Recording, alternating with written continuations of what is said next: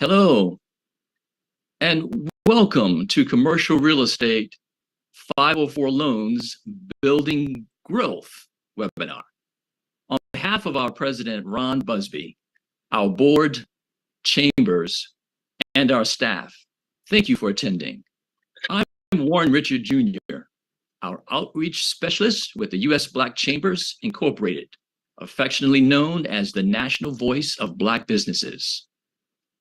We represent over 140 Black chambers of commerce and small businesses across the nation and are founded on 5 pillars of service: advocacy, access to capital, contracting, entrepreneurial training, and chamber development. This series was crafted in collaboration with our chambers of commerce, providing technical assistance and resources to businesses across the U.S. with the U.S. Small Business Administration's Community Navigator Pilot Program. Thank you for your assistance in developing this program. Today, we welcome this discussion on commercial real estate and the SBA's 504 loan program as part of our Access to Capital series from industry experts with multiple years of experience in commercial real estate, finance, banking. Our special guests will share their informational and resources to enhance your ability to secure a 504 loan to assist business owners position their ability to build growth during these tough economic times. Our team at USBC, as well as our 20 Navigator chambers, look forward to being a resource to you and your business as you navigate your journey. I encourage you to drop your questions into the chat, and we will address as many as possible at the end of each presenter. If there are any questions we do not get a chance to answer during the webinar, we'll make sure we get those answered and forwarded to you after.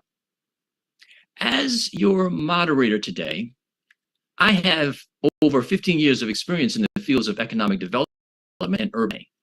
Having developed and implemented programs for quasi-governmental agencies, my work involved assisting small businesses with business planning, commercial revaluation, and financial packaging of public and private loan programs to facilitate growth in small business community.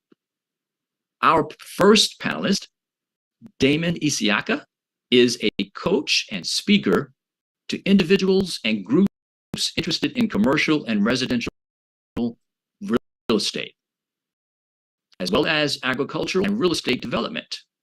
As an award-winning professional and broker, Damon became recognized by the Texas Real Estate Commission as a thought leader and education provider after earning his law degree and MBA. He managed subsidiary real estate brokerages and led career development training from conceptualization to design, implementation, and sales. He comes to us as a certified SCORE mentor. At the end of Damon's presentation, you will have a few minutes to get your questions answered. So be ready, because we will be moving fast.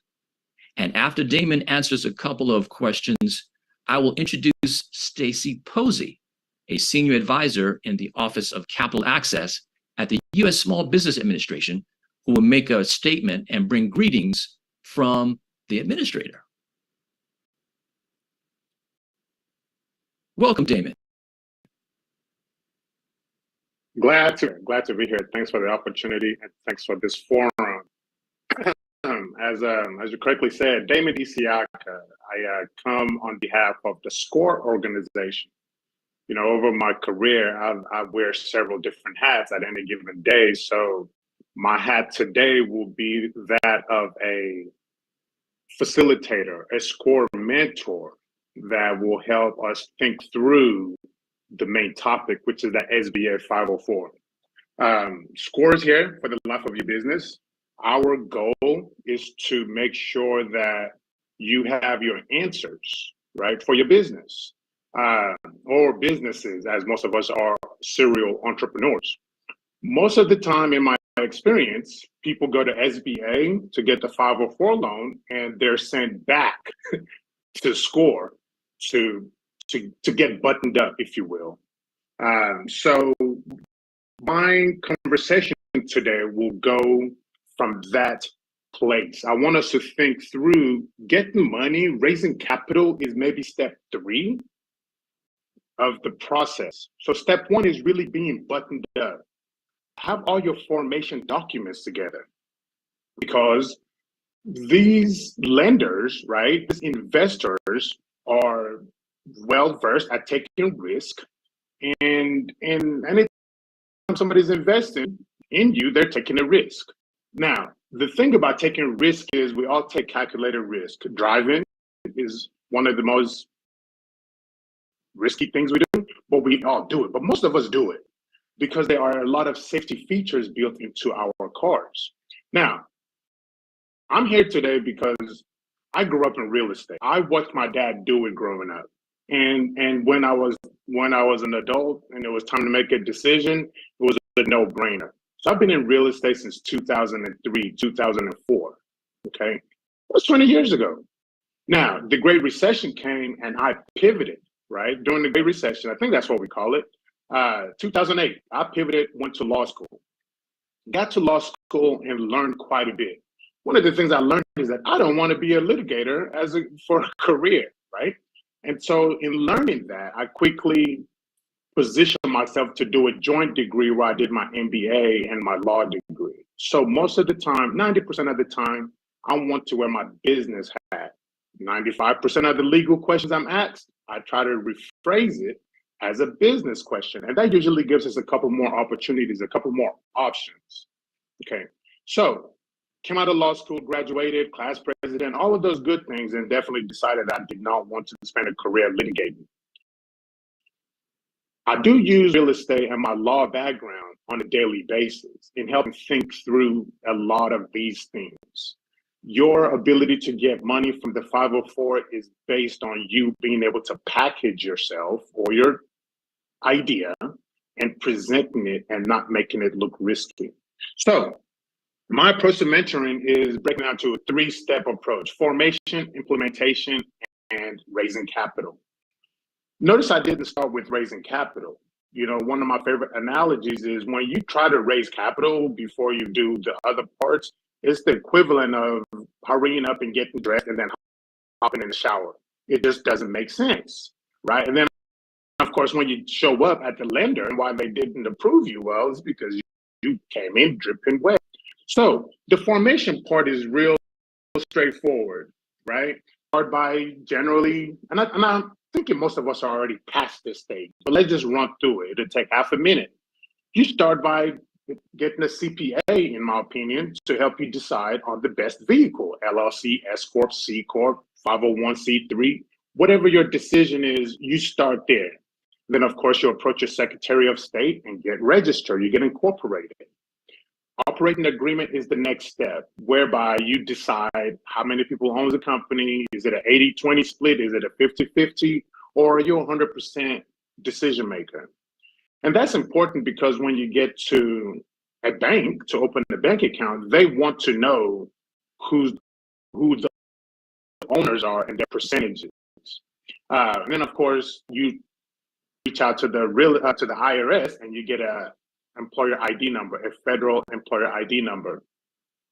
So that's what I mean by formation. Again, I'm oversimplifying it, but I'll assume that most of us have gotten past that. If not, reach out to your local score or reach out to me and we'll make sure you get that buttoned up. Implementation is the second piece, right? Before you get to capital. Now, we all have great ideas, but we need to be able to talk about it intelligibly. A lot of us will pay somebody to get us a 30, 40-page business, but we don't have what's in it, at least not enough of what's in it.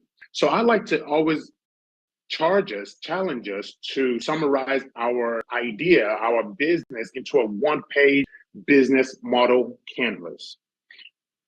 What that forces you to do is really understand your model, your customer segments. Feel free to be as narrow as possible because talking to people, marketing is very expensive. And so the more narrowed you know who you're talking to, the more likelihood that you'll get the right responses, right? Uh, Walmart is one of my favorite examples. As much money as Walmart has, Walmart's not looking for people in Bentleys and Rolls Royces, right? They're looking for people that need kind of the entry level prices. So if Walmart can be that discerning with their own approach to marketing, who are we? We have very limited resources. So your lender, whoever's going to give you money, wants to make sure that you really understand who your target audience is, so that when they give you that money, it's going towards a well-designed and well-thought-out campaign. The other piece about this implementation part that I always like to touch on is just the value proposition.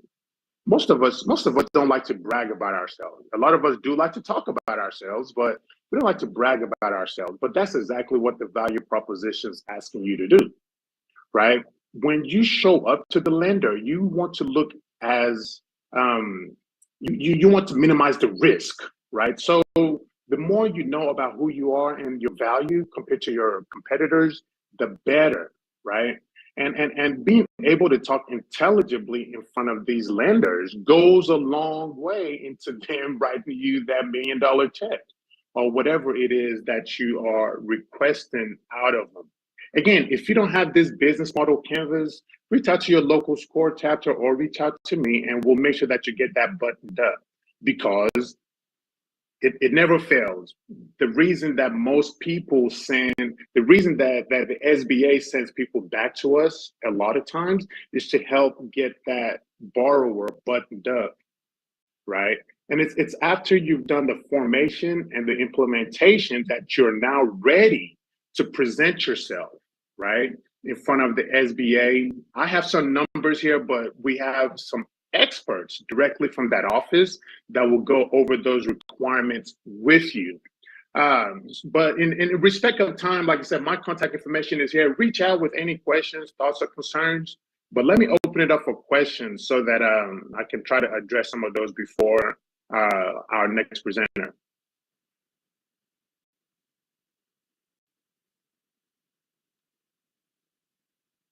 Awesome. Thank you, Damon.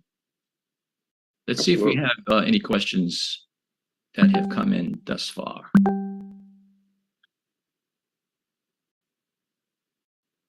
All right.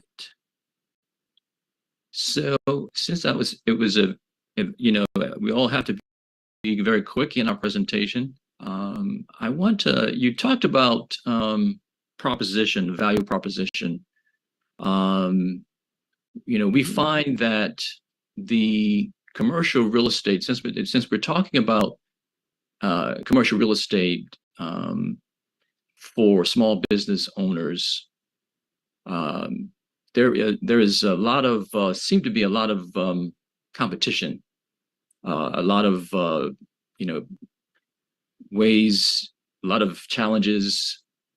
How do you prepare a business owner who is just looking to move into that market, where there are commercial investors, there are different players, if you will, that are involved in the market, and so Yes.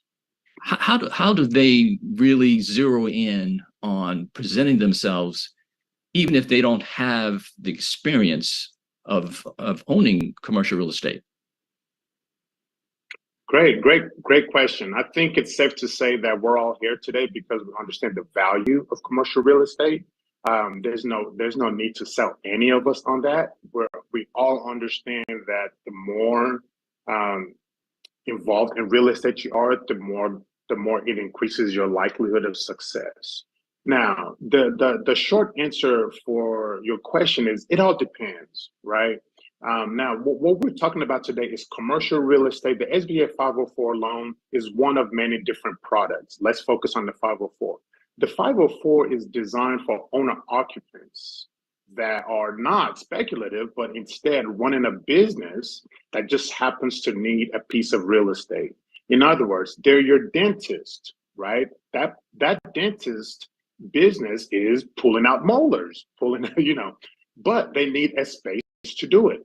And as long as dentists can show historical numbers and can show that they will occupy a certain percentage of the building, last time I checked, it was 51%, then the SBA 504 product allows them to take down a piece of real estate, and they can have property managers and other such and such people, professionals, to help them maintain their property while they're doing their day-to-day business, which in this case is dentistry. I hope that answered the question, but it's always a case by case. Really, just there's a lot of documentation involved, as you can imagine. Anytime somebody's willing to give you, you know, 100,000, 500,000, $1 million, you got to imagine that there's a lot of paperwork to go through. Absolutely. I thank you for that. I think that so I think I hear what you're saying, that small business owners looking to move into the market and to buy their first commercial property, and in terms of preparing themselves for that, they just have to make sure that their financials are in order, and just like you were saying, you know, make things look in a way that is inviting for the lender, right? It looks safe. Yes. It looks safe, right? So I think making that transition, do you find that some small businesses are, you know, is difficult in making that transition and conveying yes. to be able to own their first commercial property? Yeah, it's not so much that, okay, running a business is hard. One of my favorite analogies, I like to compare running a business to having a baby, right? One of your babies.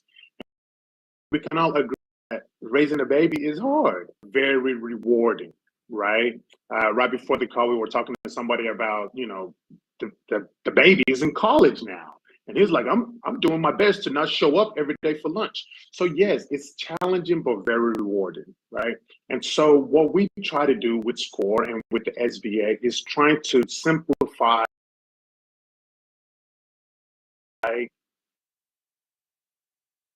so you cannot inadvertently try to put step 3. I don't care how much you need the money. You can't go looking for money with the proper steps. And most of us do find ourselves trying to put step 3 before step 1 and 2. And that makes it exponentially harder. But with the right mentor, with the right coach, with the right guidance, it's a lot more simple. Not easy, but at least simplified. Okay, well, thank you so much for that. It seems like I think we have a question. This says, hi, Warren, questions for the live audience. What would be a starting point for a new real estate agent to get into commercial real estate? And I'm not sure that this is the best forum for that. Reach out to me if you don't mind, because let's focus on the 504. It sounds like whoever that raised that question is trying to get into that real estate space, and it's just a matter of getting with the right broker, right? And educating yourself. But I think in respect for the time and our next speaker, let's take that question offline, please. Absolutely. Thank you for that. All right, let's make the transition. Next, to introduce our panelists. I'm sorry, let me go back. That's it. Next, to introduce our panelists and make a statement from the U.S. Small Business Administration is Stacy Posey, a senior advisor in the Office of Capital Access at the U.S. Small Business Administration, where her portfolio includes the Community Advantage Small Business Lending Company conversion, liquidity solutions, equity planning, interagency community investment committee liaison. Stacy previously served in OCA as a special assistant during the second term of the Obama administration. Stacy proudly holds a BA in political science from Spelman College in Atlanta, Georgia. Welcome, Stacy. Thank you. Thank you for having me. As Warren just mentioned, I want to bring greetings on behalf of the 27th Administrator for the U.S. Small Business Administration, Administrator Isabella Guzman. I'm so happy to be here, so thrilled that we were able to join you for this rich webinar this afternoon. As Warren mentioned, I am a senior advisor in the Office of Capital Access at the U.S. Small Business Administration, and I support the administration of the agency's flagship loan programs, of which 504 is one. We have a mission at the SBA to help small businesses start and build and grow and scale. And outreach opportunities such as this one help us to advance our mission, help us to get information out to potential borrowers about the pathways to accessing our loan products. So this is a really critical opportunity for us to work with you all and to provide you with the tools and the information that you need to move forward. I want to also thank the U.S. Black Chamber for being an invaluable partner to the agency, helping us to reach communities across the country, helping us to support and advance investments in communities. And through small business ownership, we just rely so much on your reach and your relationships. And so thank you for having us today. Thank you for your partnership. Thank you for being a community navigator for the agency and really being that front line for small business borrowers to come in and access the information that they need to get going. It's my pleasure to introduce to you all Linda Riley. She is the chief for our 504 loan program at the agency. She is a wealth of knowledge.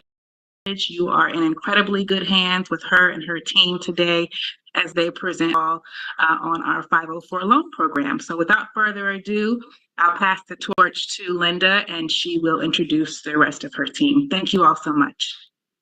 Thank you so much, Stacy, and thank you, Warren, for letting us all come today. We're very excited, and thank you, Damon, for all that you're doing with the SBDC. We're going to be talking more about our resource partners later, but let's go ahead and move on to the first slide, if we could. Let's start with the slide that talks about the SBA loan programs.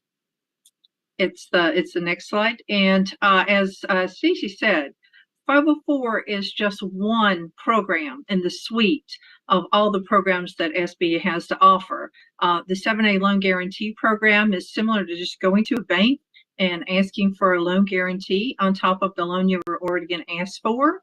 And we have about $30 billion in guarantees that are available through that program. The 504 loan program, not quite as large, but very helpful because we offer something unique we're going to talk about in a bit, but that about $15 billion through the 504 loan program, $11 billion of which is for financing, direct financing, and for the and $4 billion for refinancing. And we're going to talk about the nuances of refinancing. And the microloan program we also have that is for loans under $50,000. We have micro lenders across the nation, and we're going to be talking about how to connect with everybody through a really neat tool that SBA has. But then after that, we're going to be talking specifically about our Certified Development Company network and how to specifically apply for 504 loans. We also have under the 7A program a product for borrowers who maybe have had a credit challenge in the past or maybe have a risk, like Damon was talking about, is the Community Advantage program. It's a little bit higher interest rate, but it has a different credit score that's allowed. So it sometimes is sort of that entry point for someone who's trying to rebuild their credit and kind of helps them move on to the other credit tools, 7A, Micro, 504, once that they've reestablished their credit. And then, of course, in today's world, we're global. So we have an international trade loan program as well. That's part of the 7A program. And we won't go into all those details about the other programs. We are going to focus on 504, but the next slide is going to tell you a really cool tool that we want to make sure everybody knows about. It's probably one of the great things that we can share. A lot of people say, "Oh, these different programs, so I have to know all this stuff." Actually, this is going to be sort of like the really fast way to help small businesses in your community connect with the help they need. Your small business can go directly into the lender match. And in the slideshow we've given, all of these links are hot links. You can click on that link and it will take you to our website of how to find this. So we do want you to help us market 504, and we're going to talk about that. But whether you need 7A or 504 or microloans or community advantage or international trade, you can go into lender match using this portal. This is SBA's answer to protect small businesses from predatory lending. There is not a lender that participates through this portal that is not an SBA supervised and approved lender. So when you're telling somebody, people go, "Oh, you're sending me to a website." No, not just any website. This is controlled and sponsored by the SBA, and no one will be replying back to you who's not already connected with SBA in some way. So we say this is a safe harbor. This is a place to get people into a safe space. You type in your needs. What do I need? I need land, I need building, I need equipment, I need refinancing, I need whatever. Lenders or certified development companies or micro lenders, depending on your need, will reach out to them once they have their information in the portal. So that helps us to bridge that access gap. Maybe they don't know who to talk to. Maybe they've had a bad experience with someone. So this gives them an opportunity to find new partners or to start where they don't even know where to begin. And then that resource partner will reach out to that small business and walk them through the application process and tell them everything they need. And Damon, you're right. And many times they'll say, talk to your SBDC first. And then, so we do work very closely with our CPAs and our SBDCs. So on this next link, this is quick links for things that are really great to share with small businesses. And that's on the next slide, the quick links. It's the SBA website. You can go into the SBA website. It has detailed information on each of these programs that we talked about. How to find your SBA district office and how to do the lender match. That's 2 links in the same slide, but the other slide tells you a little bit more what we do. If there's any fraud or things to report or you have concerns, we have a link that you can go in a hotline for fraud. And for those of you who are just learning about 504 for the first time, we also gave you a link from the National Trade Association. You can click on a report. They have 50 projects in 50 states. So a lot of times you need an example. Show me where somebody's done this before. So we do give you that example. So now we're going to talk specifically about 504 eligibility. Now I'm going to do the intro, and then we're going to turn it over to Andrew Bergmanson, who works for SOPs. He's going to talk with you about lending limits and our resource partners. Then we're going to turn it over to Greg Siriotti and Jerome Gray, who are REFI specialists. They monitor our refi mailbox and they help with deal structuring and responding to questions specifically on refinance. So we're going to talk to you about standard loan programs. So we're going to talk to you about the refinance program and what you would need to know, the highlights of what you would need to know. And so let's move on to basic eligibility. As Damon said, to be eligible for an SBA loan, you've got to be an operating business. So no speculative real estate. Operating business, organized for profit, located in the U.S., and to be small under our regulatory rules. And we have a link to the regulations. But we have found that for the majority of the state, come to us and let us tell you if you're eligible. In most instances, you are. Larger companies aren't looking for this type of financing. They have other avenues. So most of the times, if you need assistance, you would probably qualify under our STI standards. And so also, too, we have to show that you've demonstrated the need for credit. Credit's not available elsewhere. That's another thing about the lender match tool. You might have different banks that have different credit standards. So one bank might not be interested in doing the deal. Another bank might, because they have different credit box. So we would ask that we demonstrate that you've reached out to the private sector and that you do still have a need for credit. And then you have to demonstrate that you can repay from the cash flow of the business. And then we have our SOPs on our website. We gave you the link to the website. When you get into wanting to know more detail about the program, we do have all of our manuals and everything available. And Jerome, after the event, can help direct you to some more of that information. We want to keep it at the high level for today. So on our next slide, we talk about why do we do 504. 504 is a long-term fixed asset financing program that can do 40% of a project, but only if you have job creation or job retention as part of your project. So it's specifically allowed because the whole goal is to help create and retain jobs. So we can finance land, building, and equipment. We can do refinancing of conventional debt or other government debt. We don't lend directly through the SBA in the same way that you would go to a bank and you would say, I want a loan. In the case of the Small Business Administration, we have a national network of nonprofit lenders that you would coordinate with to put your 504 package together. And that makes us a little bit different from the bank. And SBA does not do 100% financing through 504. We are not to compete with the private sector. We are to be a partner, and we are to be a strategic alliance partner. So the bank would do 50% of a project. The SBA would do 40% of the project, and your down payment is typically 10%, but we'll talk about some exceptions to that. And we'll move on to the deal structure slide next, and it will tell you what some of those exceptions might look like.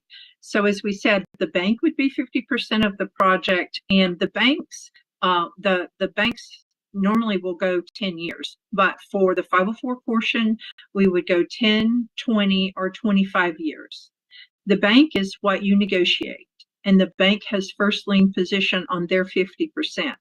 The 504 portion takes the second lien, and once we approve it, it's fixed for the life of the loan. And in a rising rate environment, that is very beneficial. So looking at a borrower percent equity injection, however, there are small exceptions to that, and that's if you have a new business, you've got an additional 5% equity injection. If you have a special purpose property and a new business, then that would be a 20% equity injection. If you're just a special purpose property, then that's an additional 5%. By special purpose, we mean the type of real estate that has a unique need that is very difficult to convert to another need. Hotels are an example. Hospitals are an example. So if we have a special purpose property, there is a 5% additional equity injection. So the 5% to the 50% from the bank's portion has to be reasonable terms. We issue a notice every 3 months, every quarter, that says that the loan of the third-party lender cannot be more than 6 basis points above prime. So we issue what that is and the maximum they can charge. And we've never had a borrower complain on their third-party loan maximum. So that's worked really well, that we publish what's allowed and we fall within those guidelines. So next, I was mentioning Andrew Bergmanson, who works with us on the standard operating procedures. He's going to walk you through the loan amounts, and he's going to walk you through what our benefits to the borrowers are specifically for 504, and the technical assistance that our certified development companies provide, not just processing loans, but what they and our resource partners do to work with you from cradle to grave on your projects. They work with you on packaging and servicing, and they also work with you on helping find a lender if needed. And so Andrew's going to go into more detail. Go ahead, Andrew. Thank you very much, Linda. Let's move on to the next slide, please.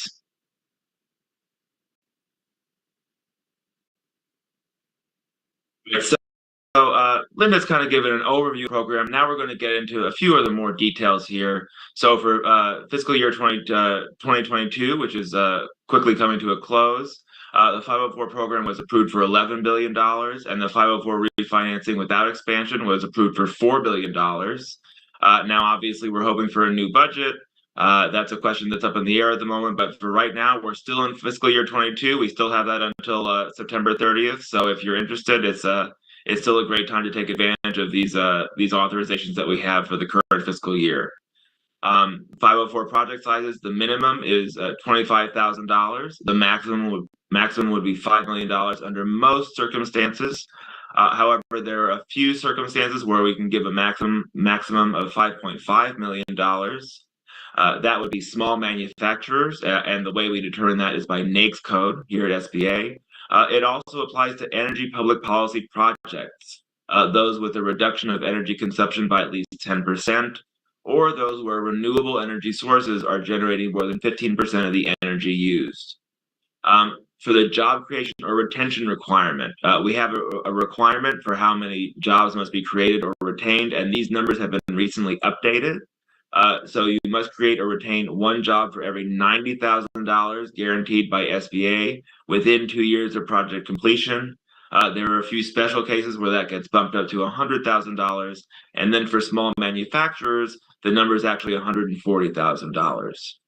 If the project does not meet those job creation or retention requirements, it must meet a community development goal or a community development, public policy, or energy reduction goal. And there's a few of those that you can get into more details on. But for example, energy reduction is something we just touched on. Let's move on to the next slide. All right, benefits to the borrower. So what are some of the great things about the 504 loan program? There's a low down payment, which preserves working capital. And again, that's usually a 10% with a few exceptions that Linda mentioned. Below market fixed interest rates. This is so important, especially in a rising rate environment, being able to provide a vehicle that has fixed interest rates and is also generally below what market rates are, Interest rates are constantly being fixed for 504 loans, depending on what's happening in the market at that very time. It's a dynamic process, but we are happy to say that we're able to come in below market on those fixed interest rates. And especially, like I said, in a rising rate environment, that's a really critical thing to be able to offer. Long-term financing, so terms of 10, 20, or 25 years, longer than most conventional lenders are able to do. The borrower can finance most closing fees and soft costs, and collateral is limited to the subject real estate, with the third-party lender, as we mentioned, in the first lien, and SBA in the second lien position with the 40%. We'll move on to the next slide. Technical assistance available to 504 borrowers. So there's a lot of important details that we need to get right with 504, and that's why we don't expect our borrowers to be experts. We have a number of institutions that are authorized to help individuals through the 504 process, and that starts with the certified development companies. These are local nonprofits that package the 504 loan and respond to local technical questions. So again, the borrower, bank, CPA do not have to have prior knowledge of the 504 program. The CDC helps to guide them through the deal structuring, eligibility, and paperwork. Also, we have SBA district offices, one in each state, and actually over 60 district offices across the country. They offer guidance to small business borrowers in locating CDCs and third-party lenders. And they also provide information on SBA's other lending programs, other lending programs, and other programs such as AA certifications or other special incentives. We have a network of small business development centers. They offer free technical assistance for business plans, feasibility studies, and financial statements. And like I said, like Linda has mentioned, we rely very heavily on our resource partners to kind of get people through the initial steps to preparing a good loan application. So whether it's with SCORE or SBDCs, those are extremely important resource partners for us. Trade associations. So NCO is an example of a trade association. They help connect the borrower with consultants that package loans, provide energy audits, provide insurance that's required by SBA. And then any other consultants or service providers, those must complete a Form 159 and disclose all applicants. So if there is anyone else who's providing any services, those fees all have to be disclosed. We'll move on to the next slide, please. And I'll just give a brief introduction to some of the changes that were made in debt refi with and without expansion, and then we'll go on to Greg and Jerome for more details. But the Economic Aid Act made changes to both debt refinancing with expansion and without expansion. Those were made effective in an information notice, and that all that guidance is now currently available in our current SOP 5010-7. So that's all in the SOP, all of the changes that have been made to 504 debt refi, both with and without expansion. And I'm going to let Greg Suriati take you into more detail on exactly what those changes are and how they can be helpful to you. Greg? Hey, thank you, Andrew. Appreciate that. Let's move to the next slide, please. So, and there's some changes to the debt refinance program of the 504 loan program on debt refinancing with or without expansion. So the first one is the 504 debt refinance without expansion. The change here is basically previously in the SOP 5010-6, the qualified for the debt refi or refinancing with expansion is only 50% of the cost. But now with the change to the Economic Aid Act, as Andrew mentioned, now 100% of that cost may be eligible. The rest is basically, as you see on the right hand of that, what's unchanged is the definition of qualified debt, which is in this case, it has to be 85% for the purchase of fixed assets and 15% is for the benefits of the small business. And again, the 504 loan has to be secured by fixed assets. In this case, it could be real estate, land, equipment. And the also with that refinance, it can be used to refinance other federal loan program. In this case, for example, even the 7A loan program or 504 loan or USDA loan and other government loan program. With the debt refi can include the way it calculates, it will include the prepayment penalties and the financing fees, in order for these refinance makes sense to the borrower, it needs to provide substantial benefit test of 10%, which later Jerome will talk about on what is potential benefit requirements. And with that, on the next slide, we'll talk about debt refi without expansion. So historically, this program was launched in 2010, 2012 as a temporary program, and then it came back and became a permanent program in 2016. With that, substantial changes to improve the program in December 2020 of the Economic Aid Act. Basically, borrowers can refinance existing debt. Now, keep it in mind, the previous one was debt refinancing with expansion. Now, this one is without expansion. So borrowers can refinance existing debt and eligible business expenses. Now, please do understand, eligible business expenses should not be considered as a cash out because SBA program, we do not allow cash out. But if you have eligible business expenses that is due within 18 months, that can be considered as part of the debt refinance without expansion. And again, we mentioned about substantial benefit of 10% of this new payment of the 504 to the prior debt. And then maximum loan to value, 90% LTV without eligible business expenses or 85% with eligible business expenses. And then keep it in mind, the EBE cannot exceed the 20% of the loan to value. Let's move on to the next slide. On this slide, we're talking about debt refinance without expansion, the eligibility. Now, again, we would like to stress out that this need to be secured by fixed assets.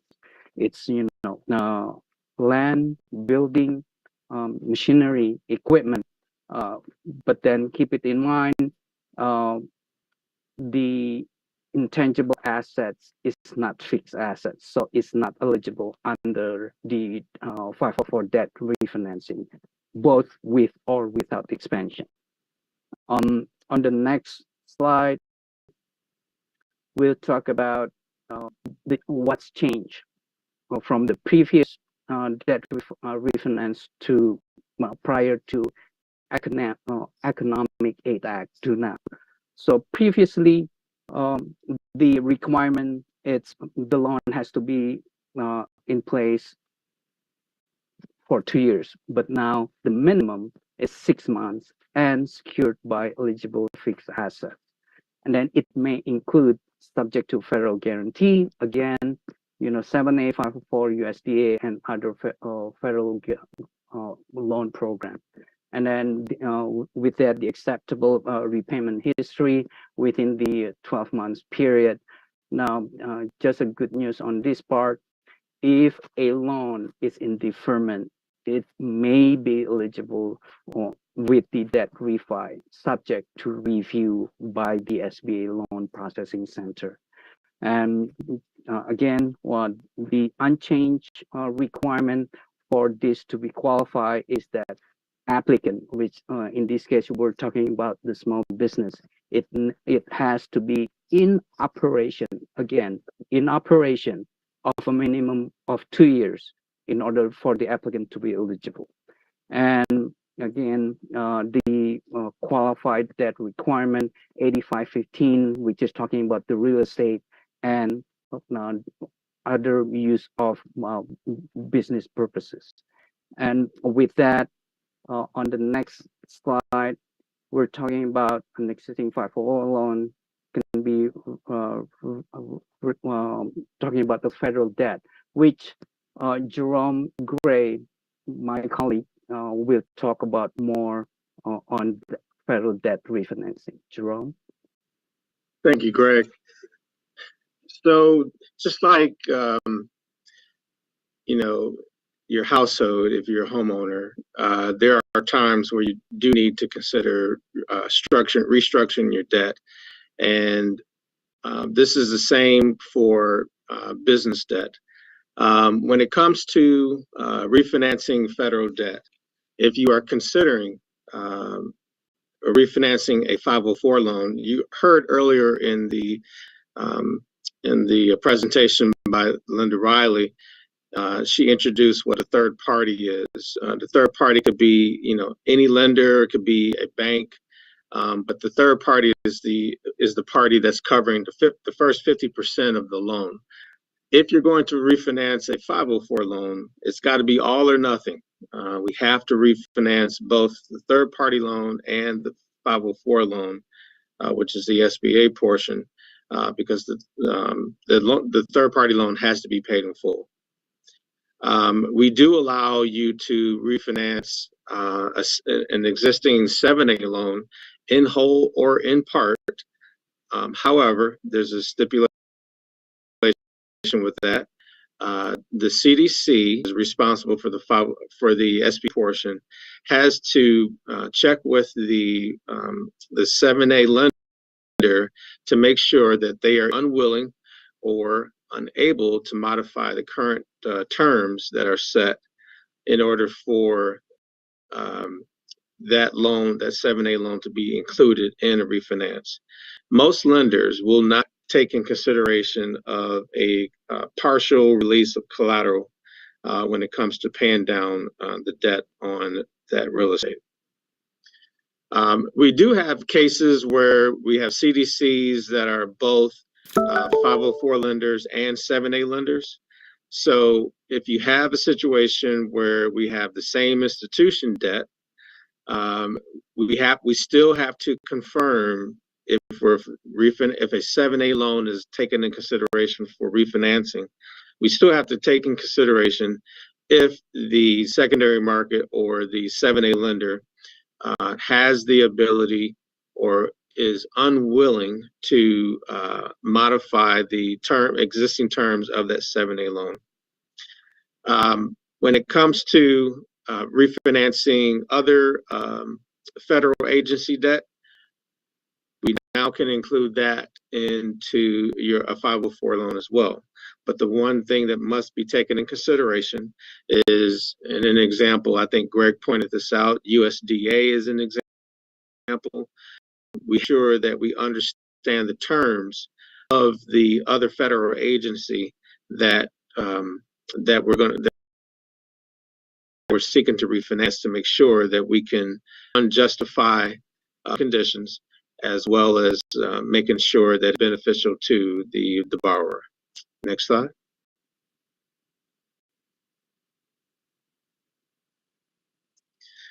So we just talked about making sure that it's beneficial to the borrower, just like if you were to refinance your own personal residence, you want to make sure that it's going to be worth your, but more importantly, worth your money. Well, in this case, because we are talking about our tax dollars, we want to make sure that after taking in consideration eligible business expenses, which is short for EBE, or I should say long for EBE, prepayment penalties, financing fees, or any other associated financing costs, we want to make sure that the borrower can save a minimum of 10% of their payment reduction. And with this, that is a regulation and a hard regulation that we must attain to. When calculating the percentage reduction in your 10%, you do have to take in consideration any prepayment penalties, financing fees, financing costs, as well as not including your eligible business expenses. Next slide.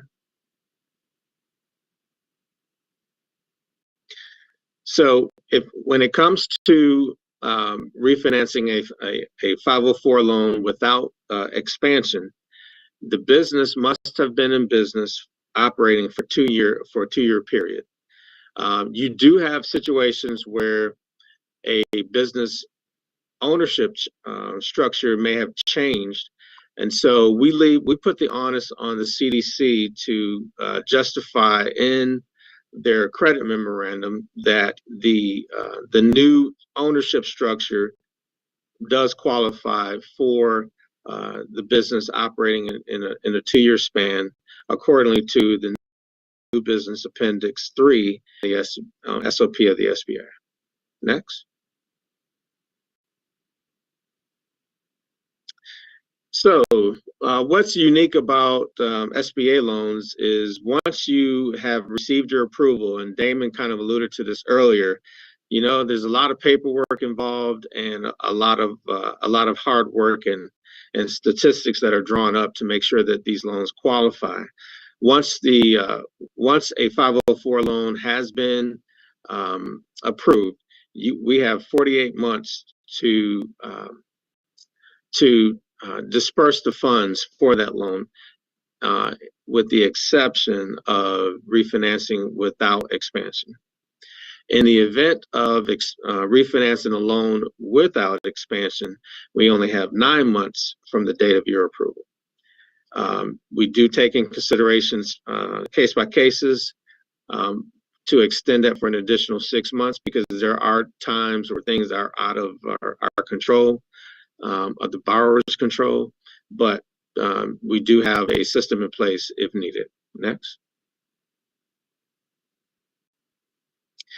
And then here are our contacts for both the 504 team as well as our processing center that process 504 loans in terms of approving the loans and servicing the loans, as well as closing.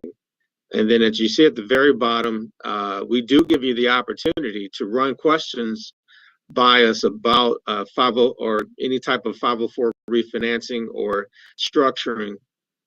We give you the ability to propose those questions to us before you actually take in consideration of, you know, moving that loan into process.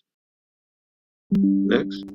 Thank you. I'll just summarize to say that once again, we have $15 billion of 504 funding availability for FY23, and looks like we'll have a similar budget for FY24. And we have $11 billion for lending for land building equipment that does not involve refinance, and $4 billion available for refinance without expansion projects. So we're very excited to let you know about this. An easy way to refer people is through our lender match product. For 504 specifically, if they know that they want to do land building equipment, they're not looking at needing working capital, it's not international trade, I would suggest go ahead and help and connect them with a certified development company, and they can start the process as soon as possible. So Jerome Gray is going to be working with us post-event. We make the challenge to the U.S. Chamber. If you don't know the certified development companies in your community, send Jerome an email. He will help connect you. If you don't know who your district office contacts are in your state, email Jerome. He will help connect you. That is part of our commitment as the post-event follow-up to this. And now I'd like to turn it over to Warren for questions.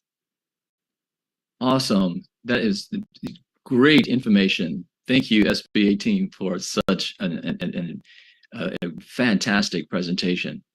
Yes, let's go really quickly to see if there is a burning question. We have time for one, and I think some of my colleagues have been helping with answering certain questions. I think there was a question about the as a franchise. I'm looking for that one now. Franchises are eligible for 504 lending. Okay. So I think that there are certain restrictions that people are concerned about on franchises, but we have just recently streamlined our franchise review process, and I think they will be very pleased. It's easier than ever to do a franchise loan with SBA. Okay. All right. Let's see. Yeah, I think I answered the question right before you took the Q&A. I actually shared a link to see if the franchise is pre-approved. That does help, like you said, streamline the entire process. Okay, fantastic. Thank you. Thank you so much. Okay, now, let's see. This is a question here. It says, by chance, do you all have a network of other commercial investors we could network or work with prospective states? I know that question is more for, how would you respond to that, I guess? Well, our certified companies are one-stop economic development shops. So I would start with them. If there's someone in their area that's actively working in commercial real estate finance or development, they would know, and they would be able to help make you with the right local partner. Okay, fantastic. All right, thank you all so much. Been an awesome webinar, providing great information.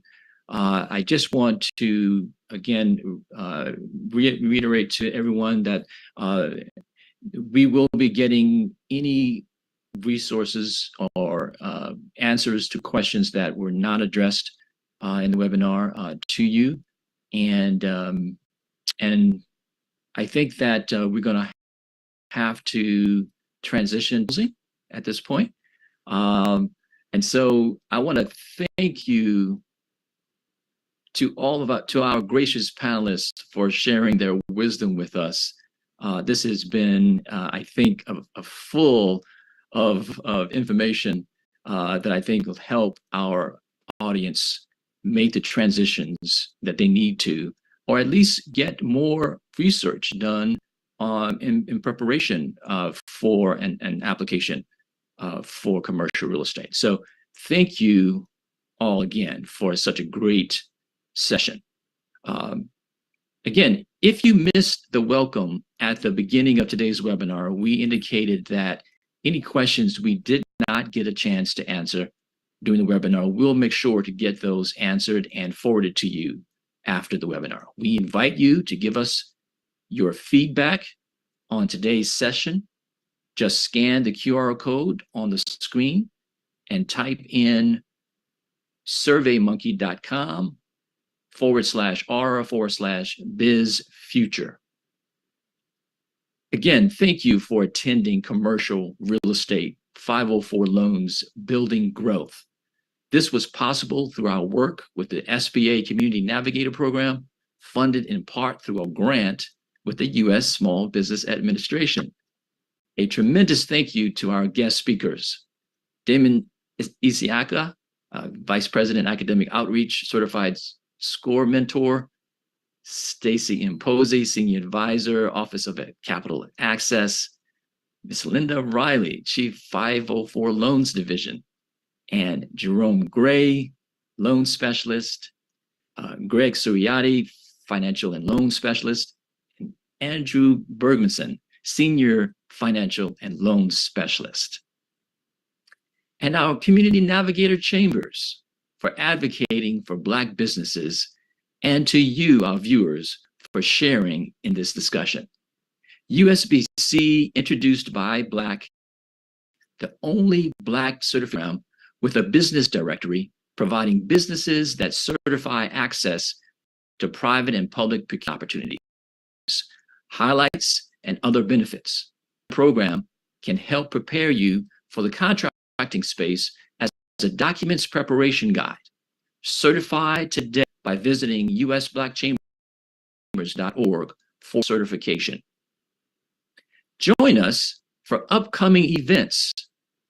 Part 1, Profile Readiness, Elevate Your Portfolio at 1 p.m. Eastern Time, September 6, 2023. And then, of course, Equity, Unlock the Secrets to Long-Term Value, 1 p.m. Eastern on September 7th. And live webinar about Buy Black platform for Black-owned businesses, Tuesday, September 12th, 5 p.m. Central. And for more events like these, regularly visit and certify for upcoming events at usblackchambers.org/webinars. Follow us on social media at usblackchambers.org. And if today's forum prompted additional questions and interests, feel free to contact us at programs@usblackchambers.org. Thank you for joining us today. Enjoy the rest of your week. Recording stopped. All right, thank you all. This has been fun. I really appreciated all of the information that you all shared. And I think we were able to get it done just only a couple of minutes after the hour. Thank y'all. I think you did an awesome job. Any questions or comments at this point? We're just grateful for the opportunity, Warren. Thank you for letting us work with you. We're very excited. And poor Jerome, he's going to be flooded with people calling him and following up and wanting connections, but there's no better man for the job. Let's Awesome. go.